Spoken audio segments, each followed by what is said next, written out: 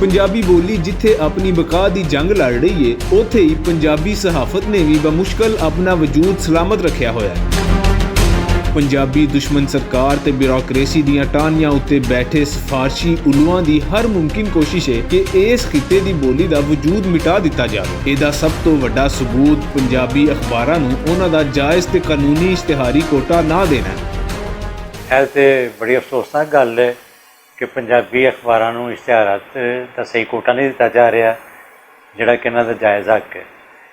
असीं पंजाब दे वासी हाँ, साडी ज़बान पंजाबी है ते पंजाबी लोगों का हक है कि पंजाबी दे विच भी अखबार छपन, अखबार उन्हां तक पहुँचन ते पंजाबी दे जरिए वो दुनिया दीयां सारियां खबरां जिहड़ियां उन्हां नूं जानन।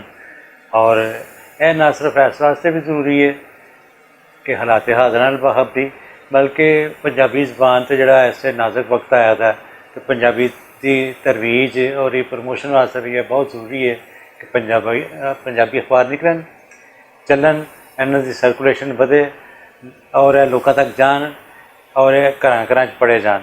लेकिन जे इन्हां नूं इश्तिहार ही ना मिले जिहड़ा कि इन्हां दा जायज़ हक है तो यह तो अपनी बका भी जारी नहीं रख सकते। किसी भी ज़बान या बोली दी बका उहदी रहतल जरिया मुआश तो उत्थों के जराए अबलाग नाल जुड़ी होंदी है।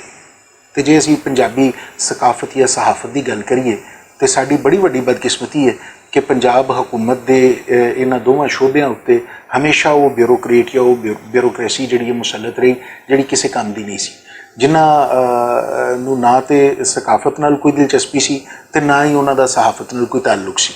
यानी वो लोग हमेशा इन्हां दोनों शोबियां के उत्ते मुसलत किए जाते रहे जिहड़े किसी होर शोबे च नाकारा सन या किसी काम के नहीं सन। इसदा सब तो वड्डा सबूत यह है कि पंजाबी का पहला अखबार सज्जन जिहड़ा हुसैन नकी साहब ने जारी किया सी वो अपनी मौत आप मर गया, इसे ब्यूरोक्रेसी की भेंट चढ़ गया। फिर उस तो बाद रोज़नामा खबरां ज़िया शाहिद साहब जै वड्डे सहाफ़ी ने जारी किया, वो भी इसे ब्यूरोक्रेसी की गलत पॉलिसियां और पंजाब दुश्मनी की नज़र होया। अज अगर वेखीए असीं तो दो अखबार बचे ने, रोज़नामा भलेखा ते रोज़नामा लुकाई, दोनों बमुश्किल अपना वजूद बरकरार रखे हुए हैं। इसकी सब तो वड्डी वजह यह है कि ब्यूरोक्रेसी जिहड़ी है वो उन्हां डमी अखबारां नूं ते बाकायदगी नाल इश्तिहारात जारी करदी है जिन्हां कोलों उन्हां नूं कमीशन लभणी है या जिहड़े उन्हां दे ज़ाती ताल्लुकदारां दे ने। लेकिन पंजाबी का जिहड़ा जायज़ कानूनी हक है, जिहड़ा कानूनी इश्तिहारी कोटा है, ਉਹਦੇ ਉੱਤੇ ਉਹ ਸੱਪ ਬਣ ਕੇ ਬੈਠੀ ਹੈ ਜਿਹਦੀ ਸਭ ਤੋਂ ਵੱਡੀ ਵਜ੍ਹਾ ਪੰਜਾਬੀ ਦੁਸ਼ਮਣੀ ਹੈ, ਪੰਜਾਬ ਦੁਸ਼ਮਣੀ ਹੈ ਔਰ ਸਹਾਫਤ ਤੋਂ ਨਾਬਲਦ ਹੋਣਾ ਹੈ। ਜੇ ਤੁਸੀਂ ਪੰਜਾਬੀ ਨੂੰ ਪ੍ਰਮੋਟ ਨਹੀਂ ਕਰੋਗੇ, ਪੰਜਾਬੀ ਅਖਬਾਰਾਂ ਦੀ ਅਸ਼ਾਤ ਮੁਮਕਿਨ ਨਹੀਂ ਬਣਾਓਗੇ ਤੇ ਤੁਸੀਂ ਕਿਵੇਂ ਕਹਿ ਸਕਦੇ ਹੋ ਕਿ ਪੰਜਾਬੀ ਰਹਿਤਲ ਜਾਂ ਪੰਜਾਬੀ ਸਹਾਫਤ ਆਪਣਾ ਵਜੂਦ ਬਰਕਰਾਰ ਰੱਖ ਸਕੇਗੀ। एक पासे तो पंजाबी अखबारां दा हक नप्पिया जा रहा है ते दूजे पासे मंजूरे नज़र डमी अखबारां नूं हर महीने वड्डी तादाद विच इश्तिहार जारी करना बदउनवान अफसरशाही दे करतूत ते बदनीयती नूं वाज़े करदे ने। PTI की हुकूमत का हमेशा तो दावा रहा है कि वह शफाफियत नूं मुकदम जानती है। अगर यह दावा महज सियासी नारा नहीं है तो फिर जिहड़ा महकमा इतलात इहदे वल्लों जारी किए गए पिछले 3 सालों के इश्तिहारात का रिकॉर्ड जिहड़ा है ਉਹ ਇਹਦੀ ਵਜ਼ਾਰਤ ਇਤਲਾਤ ਦੀ ਵੈਬਸਾਈਟ ਦੇ ਉੱਤੇ ਪਹੁੰਚ ਕੀ ਹਰਜ ਹੈ। ਦੱਸਿਆ ਜਾਏ ਆਮ ਆਦਮੀ ਨੂੰ ਕਿ ਉਹਦੇ ਟੈਕਸ ਦੇ ਪੈਸੇ ਨਾਲ ਜਿਹੜੇ ਇਸ਼ਤਿਹਾਰਾਤ ਜਾਰੀ ਕੀਤੇ ਗਏ ਨੇ ਉਹ ਕਿਹੜੇ ਅਖਬਾਰਾਂ ਨੂੰ ਜਾਰੀ ਕੀਤੇ ਗਏ ਨੇ, ਕਿਉਂ ਜਾਰੀ ਕੀਤੇ ਗਏ ਨੇ ਤੇ ਉਹਨਾਂ ਅਖਬਾਰਾਂ ਨੂੰ ਇਸ਼ਤਿਹਾਰਾਤ ਕਿਉਂ ਦਿੱਤੇ ਗਏ ਜਿਨ੍ਹਾਂ ਦੇ ਨਾਲ ਇੱਕ ਆਮ ਸਹਾਫੀ ਦਾ ਵੀ ਰੋਜ਼ਗਾਰ ਨਹੀਂ ਜੁੜਿਆ। ਰੋਜ਼ਗਾਰ ਅਗਰ ਜੁੜਿਆ ਹੈ, ਮੁਫਾਦ ਅਗਰ ਜੁੜਿਆ ਹੈ ਤੇ ਉਹਨਾਂ ਦੇ ਮਾਲਕਾਨ ਨਾਲ ਗੱਠਜੋੜ ਕਰਨ ਵਾਲੀ ਇਸ ਬਦਉਨਵਾਨ ਅਫਸਰਸ਼ਾਹੀ ਦਾ ਜੁੜਿਆ ਹੈ, ਇਹਨਾਂ ਦਾ ਕਮਿਸ਼ਨ ਜੁੜਿਆ ਹੈ। तो जो गल पंजाबी अखबारों के 5% कानूनी कोटे की आती है तो उदों इन्हों मौत पै जाती है, उदों इन्हों ये राह में रुकावटां खड़ियां करन दे हज़ार हा बहाने याद आ जाते हैं।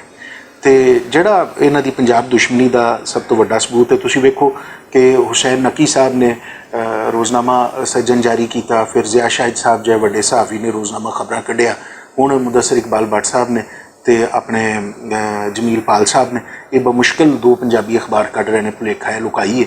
तो लेकिन मौजूदा अफसरशाही जिहड़ी है वजारत इतलात है उहदे नाल जुड़े हुए जिहड़े लोग ने उन्होंने इन्हां दा वजूद भी खटक रहा है। वो नहीं चाहते कि पंजाबी अखबार या पंजाबी सहाफत जिंदा रहे। ये जिहड़ा पंजाबी दुश्मनी के उत्ते मबनी सलूक है ये इन्हां नूं तारीख दे विच चंगे लफ्ज़ां दे विच ते नहीं याद कराउण लगा, ਇਹ ਕਿਰਦਾਰ ਜਿਹੜੇ ਨੇ ਪੰਜਾਬੀ ਕੁਛ ਕਿਰਦਾਰ ਨੇ, ਪੰਜਾਬੀ ਸਹਾਫਤ ਦਾ ਕਤਲ ਕਰਨ ਵਾਲੇ ਕਿਰਦਾਰ ਨੇ, ਇਹ ਹਮੇਸ਼ਾ ਬੁਰੇ ਲਫ਼ਜ਼ਾਂ ਦੇ ਵਿੱਚ ਹੀ ਯਾਦ ਕੀਤੇ ਜਾਣਗੇ।